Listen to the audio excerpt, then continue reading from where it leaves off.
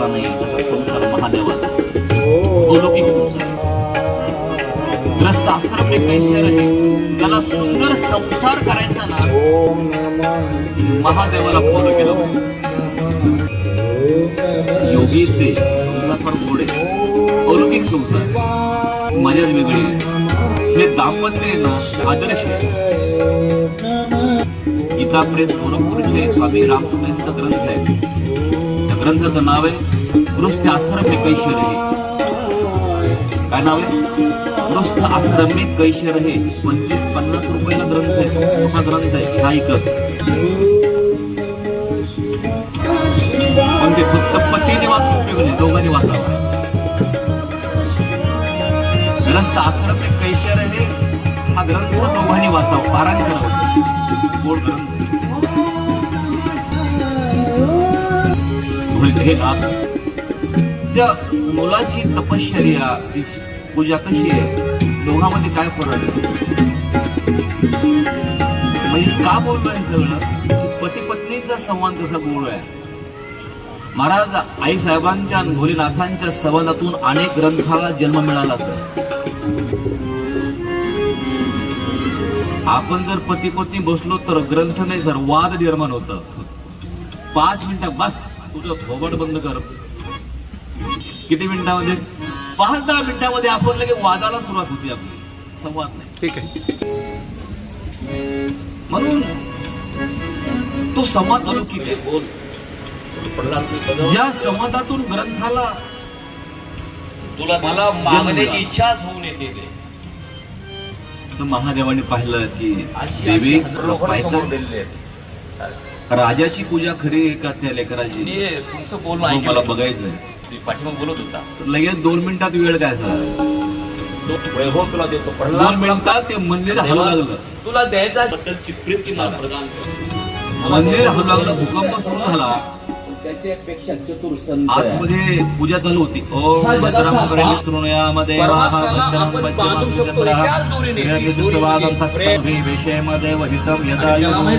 यांच्या ताब्यात पूजा आज चालू असताना भूकंप सुरू झाला, मंदिर हलू लागलं आणि आपला राजा पूजा करता करता बाहेर पडाला. शिवलिंग आहे की बाबू मंदिर आपल्या अंगावर पडलं तर राजा बाहेर पडाला. प्रागट्य कसं आहे, त्यापासून ब्रह्मदेवाची निर्मिती झाली. भूकंप सुरू झाला. पूजा करता करता, अभिषेक करता करता राजा बाहेर पडाला आणि आतला राजा बाहेर पडाला आणि बाहेरचा मुलगा आत पडाला. तोंडामध्ये बोलणे आणि महादेवाला कवटाळलं. महादेवाच्या पिंडीवर पडला आणि भाव काय माहित आहे? भाव पहिलं मंदिर माझ्या अंगावर पडेल तर माझ्या महादेवाच्या भाव. मंदिर पहिला माझ्या अंगावर, पहिला भाव माझ्या मी असताना भोलेनाथाच्या अंगावर मंदिर कसं पडेल? माझ्या नाथांना लागेल. अंगावर पडला. महाराज मी पाहिलं, भोलेनाथांना आवडलं नाही. त्या पिंडीतून फुला प्रगट झाली. ओम नमः पार्वती पते हर हर देवाला प्रिय, देवाला प्रिय काय प्रेम आहे. साधक महादेवाच्या मंदिरामध्ये घंटा चोऱ्याला गेलेला व्यक्ती, घंटा आपल्या मंदिराला आहे घंटा. घंटा चोरायला गेला आणि घंटा बघितला. दिवसा गेला, मग दर्शन घेतलं. लोकांना वाटतं बघताय, पण हा दर्शन घ्यायला गेला नाही. ऑब्झर्वेशन करायला गेला, हा अवलोकन करायला गेला, बघायला गेला कुठं काय ठेवलंय, कुठल्या देऊन काय सांगतो मला. मंदिरात ते टाळ्या लोक चोरतात. घंटा पाहिजे, घंटा जबरदस्त कार्यक्रम त्याच्यात तो रात्री गेला, घंटा चोरायला, घंट्याला हात पुराला. घंट्याला हात पुराला. काय केलं असेल? शिडी शिडी महादेवाच्या पिंडीवर चढला. ऐकता ना माझं बोलणं? तो महादेवाच्या पिंडीवर चढला आणि घंटा तोडा लागला. इतक्यात भोलेनाथ म्हणाले, जगातला पहिला भक्त आहे. अनेक भक्तांनी कोणी मला पत्रम पुष्पम फलम तोयम यो मे भक्त्या परेच्छति तदा भक्तिपूर्वक मशनामी प्रेतात मना. मी अनेक प्रकारचे भक्त पाहिले. कोणी मला पाणी, तिकडे या, कोणी मला पाणी, कोणी फळ, कोणी फुलं, कोणी काहीतरी मला समर्पित केलंय. तुम्ही इकडे बघा.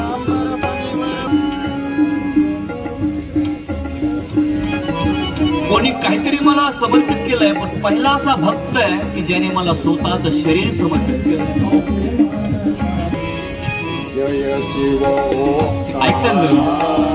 पहिला भक्त असा की ज्याने मला शरीर समर्पित केलंय. आज प्रगट झाले.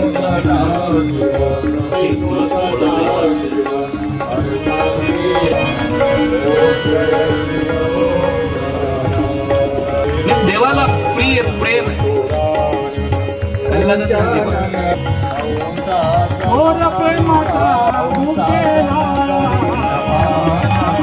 केलं पाहिजे आणि हे सर्व गुण सर्व गुण मिळतात कीर्तनातून. एक एक गुण माणसाने घेतला पाहिजे आणि एक एक वाईट गुण काढला पाहिजे. शास्त्र सांगतं प्रत्येहम प्रत्यवेक्षेत नरसचरित मात म्हणा किन्नुमे पशुवस्तुल्यम किन्नु सपुरुषे. मनुष्य ने प्रतिपल अपने चरित्र का अवलंबन करना चाहिए कि मेरे में क्या क्या सज्जनों के समान गुण है और क्या क्या पशु के समान. रोज रात्री दिवसभर झाला की संध्याकाळी झोपत असताना असा विचार करायचा की आज मी कसं जगलो.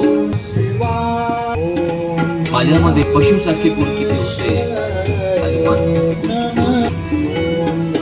मी वाक्य बोलतो, जगामध्ये कोणीही आपल्याला बदलू शकत नाही आपल्याशिवाय. जर ठरवलं आपण सर देव होऊ शकतो. देव म्हणजे देव होतील तरी का चित्तीनं धरावे. जर ठरवलं ज्या देव व्हायचं आपण देव होऊ शकतो.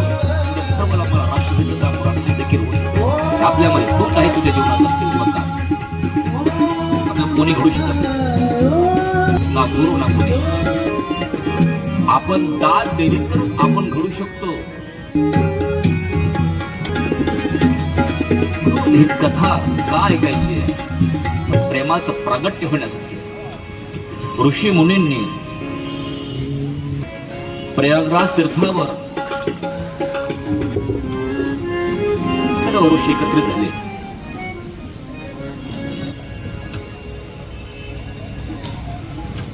काही प्रश्नामध्ये जगाचं कल्याण आहे.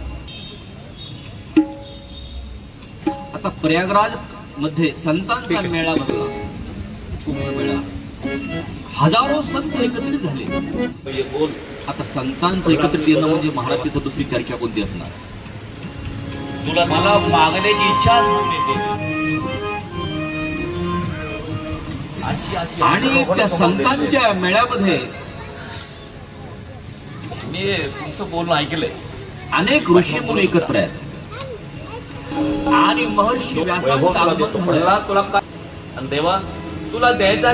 नमस्ते व्यास विशाल फुल्लारविंदायत पत्र नेत्रं येन त्वया भारतैलं प्रज्वालमय प्रदीप. एकाच दोरीने, ती दोरी म्हणजे प्रेम. व्यासांचं आगमन झालं आणि त्याला माहित आहे की यांच्या ताब्यात सगळे ऋषी महापुराण आहे उभे का? राहतात, स्वागत करतात. रिस्पेक्ट श्लोक जरी घेतला शिवलिंग आहे. माणसाने माणसाला रिस्पेक्ट काय? इज्जत केली पाहिजे, इज्जत दिली पाहिजे.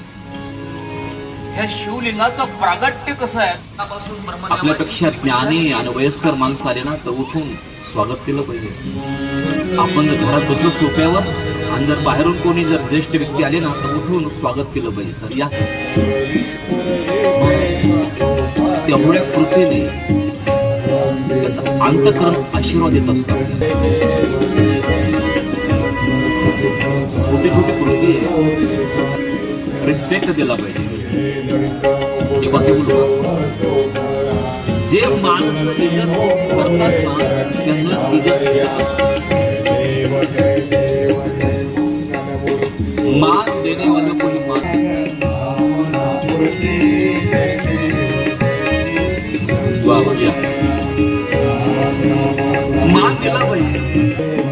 या पुढे मान द्या असं म्हटलंय. माझी प्रस्ताव या गोष्टी गरजेच्या आहेत. भगवान सूर्य नारायण उत्तर टाइम चुकला कधी आणि आपलं रात्री लय प्रवास केला.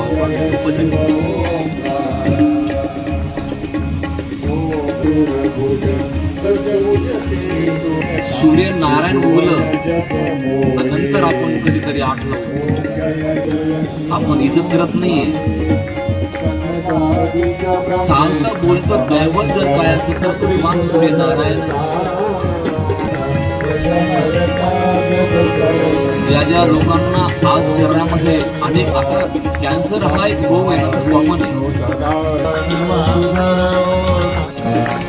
शरीरामध्ये सूर्यप्रकाश ज्या घरात नाहीये आणि ज्यांच्या बॉडीमध्ये सूर्यप्रकाश नाही अशा लोकांना हा रोग होणार आहे.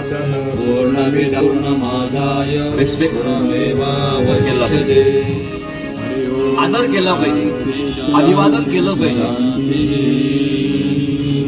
शास्त्रामध्ये असं म्हटलंय अभिवादनशीलस्य नित्यमूर्धोपसेविनः चत्वारो तस्य वर्धन्ते आयुर्विद्या यशोबलम्. अभिवादनशीलस्य नित्यमूर्धोपसेविनः चत्वारो तस्य वर्धन्ते आयुः विद्या यशोबलम्. आयुष्य, विद्या, यश आणि बल प्राप्त होतं मोठ्यांचा आदर केल्याने. घरामध्ये आई वडील असते, संत महात्मे असते, का पाया पडायचे? जरी चुलता आपल्या वडिलांचं चुलत्याचं वाद असला, भांडणं असले तरी आपलं कर्तव्य आहे त्यांचे जे वाद आहेत माझे नाही आहेत, ते माझे चुलते आहेत, मी दर्शन घेतलं पाहिजे. वैर संपण्यासाठी आपण कारणीभूत आहे. दर्शन घेतलं पाहिजे. त्यांनी काय होईल? आयुष्य वाढतं, विद्या प्राप्त होते, यश प्राप्त होते आणि फल प्राप्त होतं. मोठ्यांच्या पायात शाळेमध्ये प्रार्थना आहे, प्रतिज्ञा आहे.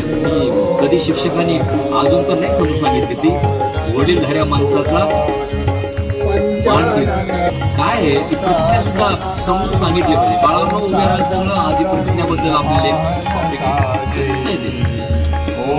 अजून एक गीत आहे बा जनगण मन अधिनायक जया हे भारत भाग्य विधाता. तिथं पंजाब, सिंधू, गुजरात, मराठा, द्रविड, उत्कल, बंग, विंध्य, हिमाचल, यमुना, गंगा. तर कधीतरी समजून सांगावं की ही सिंधू कुठे आहे. तुमच्या मुद्द्यावर आहे मी सांगतो कुठे सिंधू? सिंधू ती पाकिस्तानमध्ये. मराठा, पंजाब, सिंधू, गुजरात, मराठा. मराठा काय? मराठा म्हणजे महाराष्ट्र आहे. ज्या राज्याची भाषा मराठी त्याला मराठा म्हणतात. आम्ही जाती पातीमध्ये वाद विवाद सुरू झाले. येणारा काळ भयानक आहे.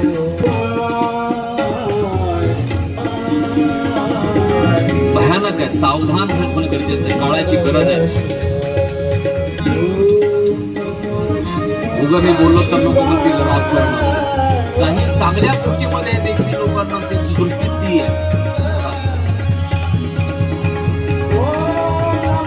संतांनी देखील बाबा जाग केले की नाही आपल्याला.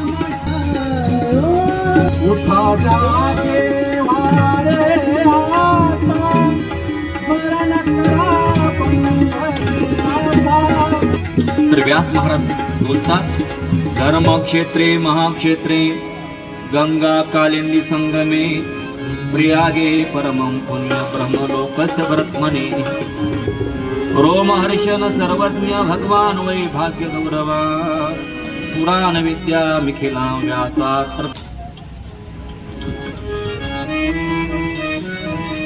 गुरु व्यास महर्षी आहेत. ठीक आहे. आणि धर्मक्षेत्रे महाक्षेत्रे गंगा कालिंदी संगमे प्रियागे परमं पुण्य परमलोक शिवरत्न. तुला मला मागण्याची इच्छा होऊन येते ते. आणि आपण या ठिकाणी सर्वजण एकत्रित जमलो आहोत. काय कथा सुद्धा तिथंच ऐकायची आपण.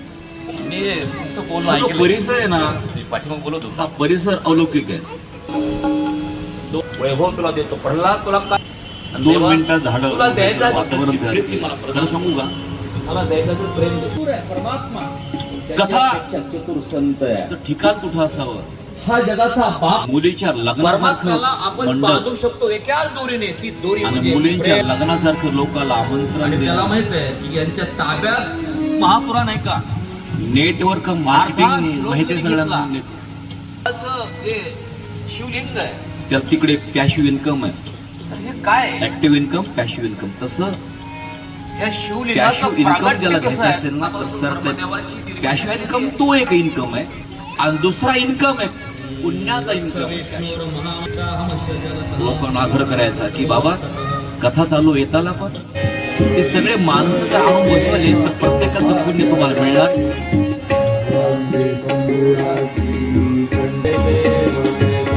आणि वरचं टोक जिंकला तर ब्रह्मदेव बसले हंसावर आणि भगवंताने वराह रूप धारण केलं. हंसाच्या रूपामध्ये ब्रह्मदेव आणि वराहाच्या रूपामध्ये भगवान विष्णू. भगवान विष्णू खाली निघाले. महादेवाचं हे लिंग आहे, हे ज्योतिर्लिंग आहे. नाव आहे ज्योतिर्लिंग. ज्योती स्वरूप पहिलं महादेवाचं प्रागट्य हे ज्योती स्वरूप आहे. किती खाली आहे त्याचा अंत मला बघायचा. आणि वर किती वर आहे ते बघायचं. तो वय निघाले. जो पहिला तो जिंकला निघाले. अनेक वर्ष लागले. अनेक वर्ष ते शोधायला. ब्रह्मदेव वर निघाले. अनेक वर्ष ब्रह्मदेव वर निघाले. परंतु वरून केतकीचं फूल खाली पडत होतं. ते केतकीचं फूल वरून खाली पडत होतं. त्याला धरलं. थांब काय आता एक काम कर. किती बोलाय रे म्हणे मी मला माहित नाही. अनेक वर्षापासून मी ती बघतो. हे ज्योतिर्लिंग मला माहित नाही किती वर आहे. मी वरून पडलो नाही. मी बनूनच आलेलो आहे. कोण म्हणताय? मलाही माहित नाही. एक काम कर आता आपल्या दोघाला सोबत जायचंय. विष्णू जर आले तर मी सांगेल की मी वरच्या टोकावरून आलोय. जर मला विचारलं साक्षीदार कोण आहे तर तू म्हणायचं हो हो. मला स्वतः खोटं बोलणं आणि इतरांना घेऊन बोलणं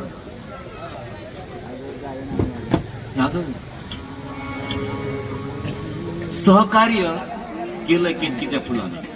ठीक आहे नाहीतर बघ तुझी खाडोळी करील. फुल घाबरलं बिचार. ठीक आहे काय बोलायचं काय नाही. हो हो म्हणायचं नुसतं. आणि ब्रह्मदेव केतकीच्या फुलाला घेऊन येतात. थकून भागून भगवान विष्णू येतात. आणि विचारलं ब्रह्मदेवाने. अंत लागला नाही म्हणे. मी मधून आलो. खरं बोलले. भगवान विष्णू खरं बोलले. आणि भगवान विष्णू म्हणाले की ब्रह्मदेव आपण म्हणजे काय हे काय प्रमाण पुरावा डायरेक्ट वर फुल होतं ते घेऊन आलो. काय रे खरंय का ते फुल म्हणलं हो हो. मला फुलाने साथ दिली. हे असं बोलल्यावर भगवान विष्णू खाली बसले आणि ब्रह्मदेव जिंकले. आणि आपणच आता माझे वडील आहात दर्शन. परंतु हे सहन झालं नाही. भगवान भोलेनाथ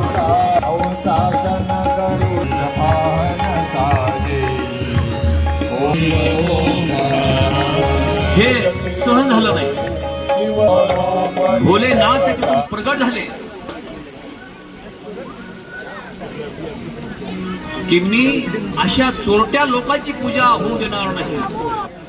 जर हा समाज जर अशा चोरट्या लोकांचा छोट्या लोकांची पूजा करू लागला तर हे मला मान्य होणार नाही. भोलेनाथाने मान्य केलं नाही. ताबडतोब आपल्या टोपीच्या मधून काळ भैरवाला प्रकट केलंय आणि सांगितलंय, हे काळ भैरवा, या ब्रह्मदेवाला ठार करा.